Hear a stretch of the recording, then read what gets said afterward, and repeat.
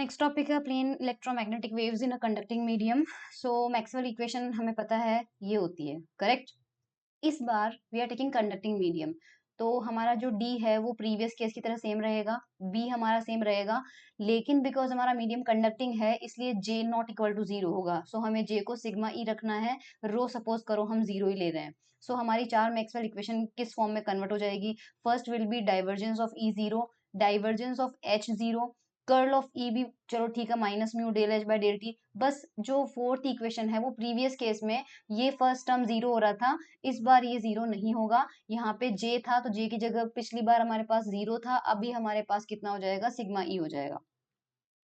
ठीक है, प्रोसेस हमें सेम करना है। 2c का हम क्या करेंगे? कर्ल लेंगे, तो इस सी इक्वेशन का कर्ल लेंगे। सो डेल क्रॉस ई लेफ्ट हैंड साइड में हो जाएगा, राइट हैंड साइड में हमारे पास आ जाएगा माइनस का mu del by del t and then del cross H हो जाएगा। अब डेल क्रॉस एच की जगह वैल्यू जो है वो हमें इक्वेशन डी से पुट करनी है। सो डी से जो वैल्यू है वो यहाँ पर पुट करेंगे। तो यहाँ पर पुट करने के बाद सबसे पहले देखो कर्ल ऑफ एच आया, फिर वैल्यू पुट कर दी हमने, ये वैल्यू पुट करने के बाद हमें मिला।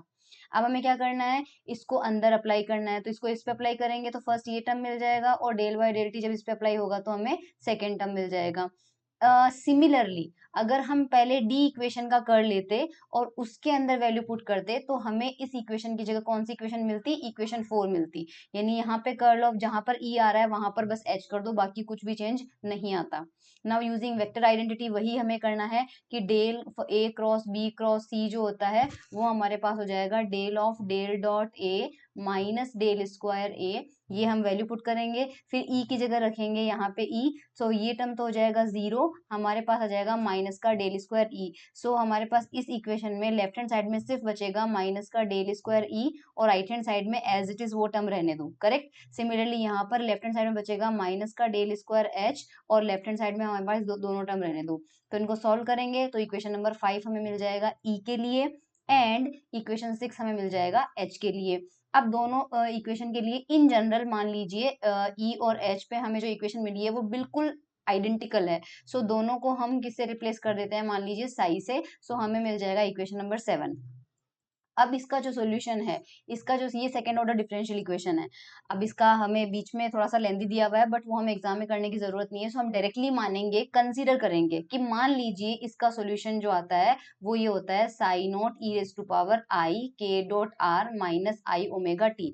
अगर ये इस इक्वेशन का सॉल्यूशन है तो ये इसे सेटिस्फाई करना चाहिए। और सिमिलरली इसका सॉल्यूशन क्या होगा? H is equal to H naught is i के dot are minus I omega t. Similarly E में क्या हो जाएगा? E naught. अगर ये इसके सॉल्यूशन है तो इस इक्वेशन को सेटिस्फाई करने चाहिए। सो हम डायरेक्टली सॉल्यूशन पे जंप करेंगे, ठीक है। ये देखिए, मान लीजिए कि जो हमारे पास जो सॉल्यूशंस है उनके जो इक्वेशंस है उनके सॉल्यूशन 11, 12 और 13, ये ई के लिए है, ये एच के लिए और ये साई के लिए है। अगर ये हमारे पास सॉल्यूशंस हैं, सो इक्वेशन जो ये ई है ये हम साई वाला पुट करते हैं तो हमें ये वाला जो है एक्सप्रेशन मिल जाएगा। अब हमें ये कैसे मिलेगा? ये हमें करना पड़ेगा। तो सबसे पहले जो वेव इक्वेशन मिली है वहां पे चलते हैं। तो देखो यहाँ पे हमें क्या मिल जाएगा? इक्वेशन साई में कौन सी थी? ये वाली इक्वेशन थी। ये हमारी इक्वेशन थी साई में और हमने सॉल्यूशन कंसीडर किया ये। अगर ये इसका सॉल्यूशन है तो ये इस इक्वेशन को सेटिस्फाई करना चाहिए। इसमें हमें क्या चाहिए? Del square psi. तो सबसे पहले डेल स्क्वायर साई निकालेंगे, तो जो डेल स्क्वायर का लाप्लासियन ऑपरेटर है तो del two by del r square करेंगे, तो आर का जो कोफिशियंट है वो कितना है? आयोटा के, तो आयोटा के का स्क्वायर आ जाएगा, वापस साई आ जाएगा। सिमिलरली यहाँ हमें चाहिए del psi by del t. ये अगर निकालेंगे तो टी के रेस्पेक्ट में डिफ्रेंसिएशन होगा तो माइनस का आयोटा ओमेगा साई आ जाएगा, और यहाँ हमें चाहिए del two psi upon del t square, तो माइनस का आई ओमेगा का स्क्वायर और साई आ जाएगा। अब अगर ये इस इक्वेशन को सेटिस्फाई करता है तो वैल्यू पुट करेंगे, तो जो डेल टू साई है ये वाली वैल्यू जो मिली है ये तो हम यहाँ पर पुट करेंगे डेल टू साई की जगह, और ये जो वैल्यू है del psi by del t ये हम पुट करेंगे यहाँ पे, और del two psi upon del t square की जो वैल्यू है वो हम पुट करेंगे यहाँ पर। तो ये वैल्यू पुट करने के बाद हमें ये इक्वेशन मिलेगी। ठीक है, इस इक्वेशन में से हम क्या करेंगे? आयोटा स्क्वायर को थोड़ा सा सॉल्व कर लिया है और ये तीन टर्म मिल जाएंगे, साई कॉमन लेंगे तो हमारे पास ये आएगा। अब राइट हैंड साइड हमारा जीरो होना चाहिए, साई जीरो हो नहीं सकता क्योंकि सॉल्यूशन जीरो हो नहीं सकता, तो जो ब्रैकेट के अंदर है वो टर्म जीरो होना चाहिए। सो ये जो इक्वेशन मिली है ये equation let me show you, ये यहाँ पे मिल गई हमें इक्वेशन। ठीक है, राइट, ये हमें मिल गया, करेक्ट। अब हमें पता है कि साई जीरो हो नहीं सकता, तो ये वाला टर्म जीरो होना पड़ेगा। तो इसको सॉल्व करके के स्क्वायर की वैल्यू निकालनी है, जो कि बहुत इजी है। आप यहाँ से के स्क्वायर को एक साइड रखेंगे, बाकी दोनों को राइट हैंड साइड में भेज देंगे और उसमें ये टर्म कॉमन लेंगे, तो के स्क्वायर की वैल्यू आ जाएगी। एज वी कैन सी कि के अंदर हमारे पास आयोटा का टर्म आ रहा है, इसका मतलब हमारे पास के अंदर रियल पार्ट भी है और इमेजिनरी पार्ट भी है। सो ऐसी सिचुएशन में के को हम इसका मतलब एक कॉम्प्लेक्स क्वांटिटी के टर्म में रख सकते हैं। तो बिकॉज के अंदर रियल कंपोनेंट और इमेजिनरी दोनों है, तो मान लीजिए हम के को रखते हैं अल्फा प्लस आयोटा बीटा, जहाँ पे अल्फा रियल पार्ट है और बीटा ये आयोटा के साथ में बीटा टर्म हो जाएगा। अगर ऐसे हमारे पास के है, तो के स्क्वायर कितना होगा? सो हमें ए प्लस बी का स्क्वायर करना पड़ेगा। ध्यान रहे हम मोड ऑफ के स्क्वायर नहीं ले रहे हैं, हम सिंपल के स्क्वायर कर रहे हैं। सो ए स्क्वायर प्लस का बी स्क्वायर आएगा, तो आयोटा का स्क्वायर हो जाएगा, इस वजह से माइनस आ रहा है, प्लस 2 आयोटा अल्फा बीटा हो जाएगा। अब हम कंपेयर करेंगे इक्वेशन 14 और 16 को। तो इक्वेशन नंबर 14 ये है हमारे पास, है ना, इक्वेशन नंबर 14 ये है। इसको ध्यान से देखें तो इसमें जो रियल पार्ट है इसको अंदर लेके जाओ एक बार, तो mu epsilon omega square plus iota के साथ वाला टर्म कौन सा है? आयोटा के साथ वाले टर्म को अलग से लिख लो, mu epsilon omega square sigma upon omega epsilon. Epsilon से एप्साइलन कैंसिल आउट हो जाएगा। हमारे पास में रियल पार्ट को रियल पार्ट से इक्वल करेंगे और इमेजिनरी पार्ट को इमेजिनरी पार्ट से। तो रियल पार्ट हमारे पास यहाँ पर कौन सा है? Alpha square minus beta square. Alpha square minus beta square तो हो जाएगा इसके इक्वल, किसके? म्यू एप्साइलन ओमेगा स्क्वायर के। और इमेजिनरी पार्ट कितना है? आयोटा का कोफिशिएंट कितना है? 2 अल्फा बीटा। 2 अल्फा बीटा किसके इक्वल हो जाएगा? यहाँ से एक ओमेगा की पावर एक ओमेगा चला जाएगा, तो यहाँ से आप ध्यान से देखिए तो म्यू ओमेगा और सिग्मा आ रहा है। इक्वेशन 17 देख लो। ये दोनों हमारे पास दो इक्वेशन हो गई। अब यहाँ पे आपके पास alpha square minus beta square is equals to mu epsilon omega square है, और 2 अल्फा बीटा आपके पास है म्यू ओमेगा सिग्मा। दो इक्वेशन है, दो अननोन है, अल्फा एंड बीटा। सॉल्व मैं नहीं करूंगी, अगर इनको सॉल्व करते हैं, जो कि आप करके देख लेना, इसका सॉल्यूशन मैथ से थोड़ी सी लंबी चौड़ी टाइम वेस्ट होगा और कुछ नहीं है। इससे सबसे पहले आपको alpha square plus beta square निकालना है। चलो मैं बता देती हूँ।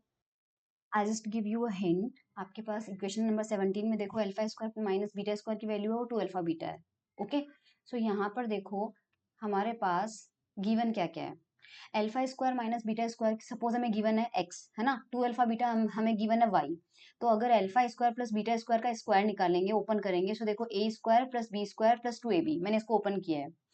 इस टर्म को हम क्या लिख सकते हैं? टू, ये यहाँ पे जो हमें 2 अल्फा स्क्वायर बीटा स्क्वायर, इसको हम क्या लिख सकते हैं? 4 alpha square beta square minus 2 alpha square beta square. उसके बाद ये वाला जो टर्म है माइनस वाले 2 बीटा को एक साथ लिख लो, 4 वाले को अलग कर लो। करेक्ट, ये हमारे पास क्या बन जाता है? Alpha square minus beta square का होल स्क्वायर, और ये हमारे पास बन जाता है 2। Now this is given to us and this is given to us, क्योंकि ये वैल्यू भी हमें गिवन है, ये वैल्यू भी हमें गिवन है। यहाँ से हमें क्या मिल जाएगा? Alpha square plus beta square. अब आपके पास क्या है? देखो आपके पास गिवन है alpha square minus beta square, इसकी वैल्यू हमारे पास गिवन है सपोज x, और इस इक्वेशन से हमने निकाल लिया alpha square plus beta square, और वो मान लीजिए हमें मिलता है z, मान लीजिए, ठीक है। तो हमें जब अल्फा निकालना होगा, हम इन दोनों को क्या कर देंगे? ऐड कर देंगे। ऐड करने से बीटा स्क्वायर कैंसिल आउट हो जाएगा, 2 अल्फा स्क्वायर आ जाएगा हमारे पास में, और हमें अल्फा मिल जाएगा। ये ट्रिक मैंने बता दी है, सॉल्व आप खुद कर लेना। तो सॉल्व करके इक्वेशन नंबर 18 से जो दिख रहा है आपको, अल्फा की वैल्यू ये मिल जाएगी और बीटा की वैल्यू ये मिल जाएगी। जो अल्फा बीटा आ जाएगा, तो हमारा सॉल्यूशन क्या हो जाएगा? हमारा ई क्या था? फाइनली हमें अब वैल्यू पुट करनी है। हमारा जो सॉल्यूशन था ई का, वो था E naught E raise to power I के dot are minus I omega T, correct. और हमने देखा कि के हमारा था अल्फा प्लस आयोटा बीटा, तो ये वैल्यू ऊपर पुट करेंगे। हो जाएगा E naught E raise to power I alpha plus iota beta dot are minus I omega T, ये हो जाएगा करेक्ट। आयोटा को अंदर लेके चले जाते हैं, E naught E raise to power I alpha, और आई जब इससे मल्टीप्लाई हो जाएगा, माइनस का आयोटा -1 हो जाएगा, तो ये हो जाएगा माइनस का बीटा, करेक्ट।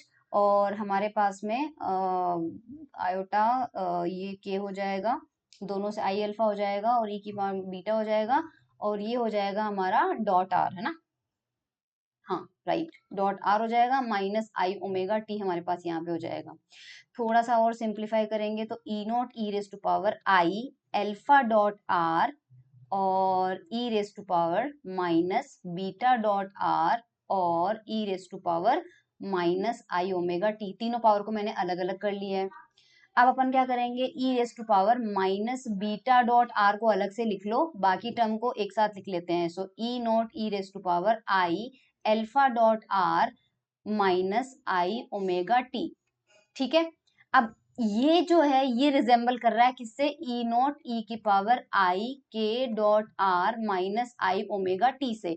यानी जब हमारे पास नॉन कंडक्टिंग मीडियम था तब हमें ये सॉल्यूशन मिला था, कंडक्टिंग मीडियम में भी हमें सेम ऐसा सा सॉल्यूशन मिल रहा है, लेकिन एक्स्ट्रा टर्म आ रहा है ई की power minus beta dot R.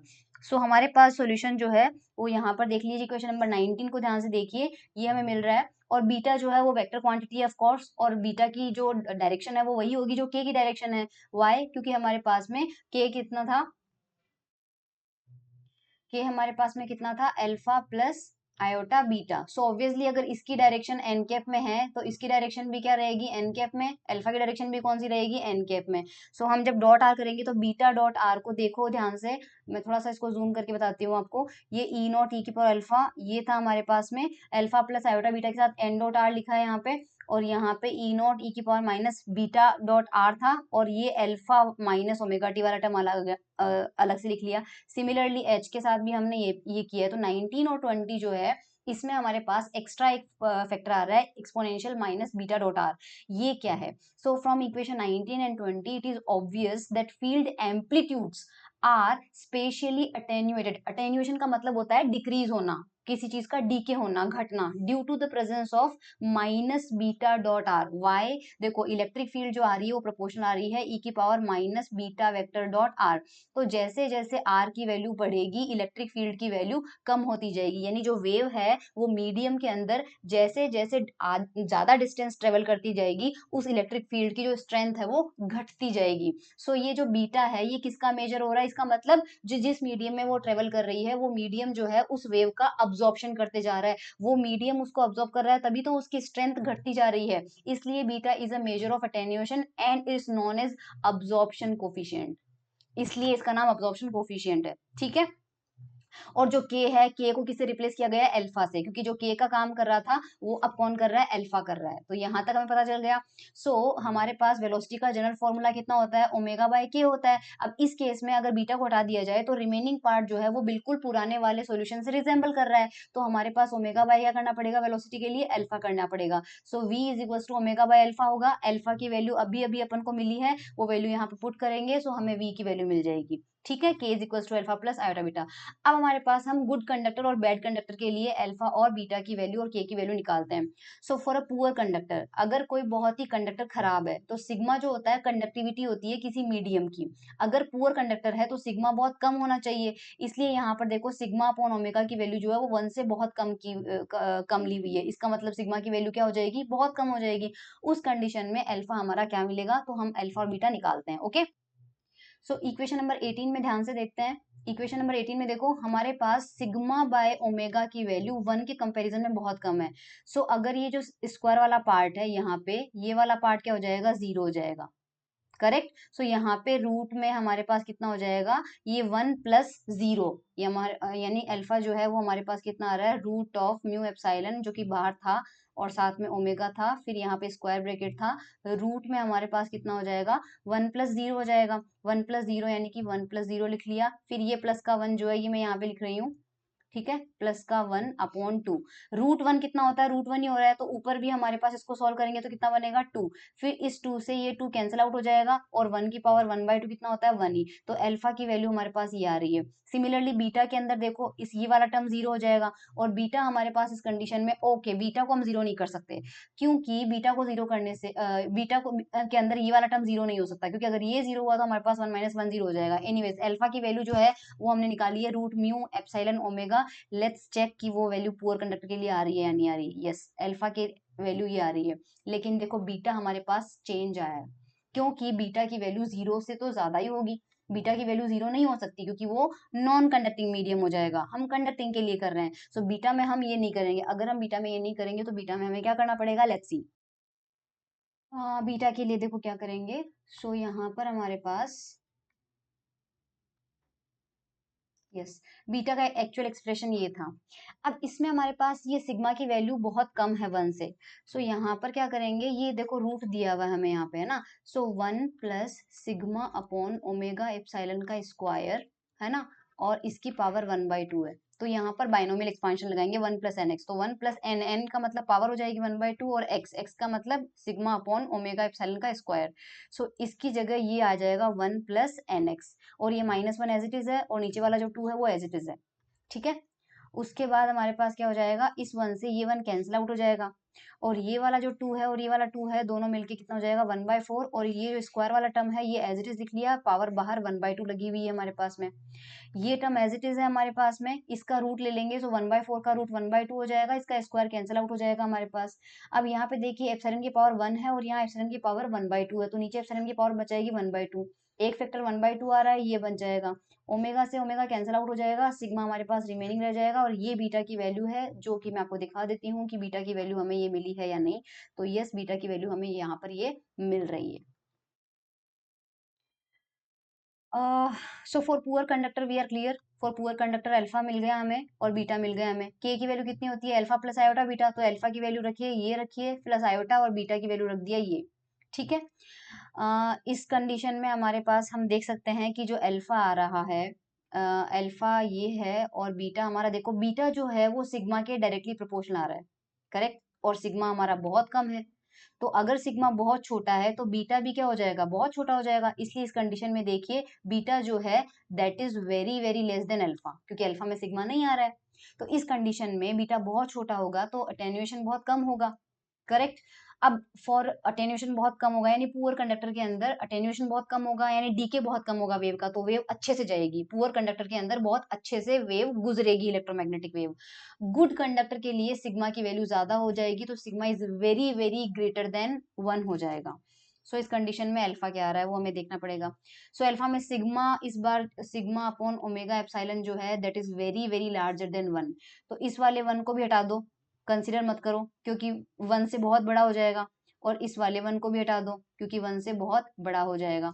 So हमारे पास क्या बनेगा, अल्फा की वैल्यू में ये आ जाएगा रूट ऑफ म्यू एप्सिलॉन साथ में ओमेगा, है ना, स्क्वायर ब्रैकेट, और इसका अब देखो ये स्क्वायर है, यहाँ पे स्क्वायर और रूट कैंसिल आउट हो जाएंगे, तो जो हमारे पास यहाँ पे बचा है that is sigma upon omega epsilon, और ये एक हमारे पास इसका रूट है, तो सिग्मा अपॉन 2 ओमेगा एप्सिलॉन और उसकी पावर 1/2, है ना। अब हमारे पास अल्फा क्या आ रहा है,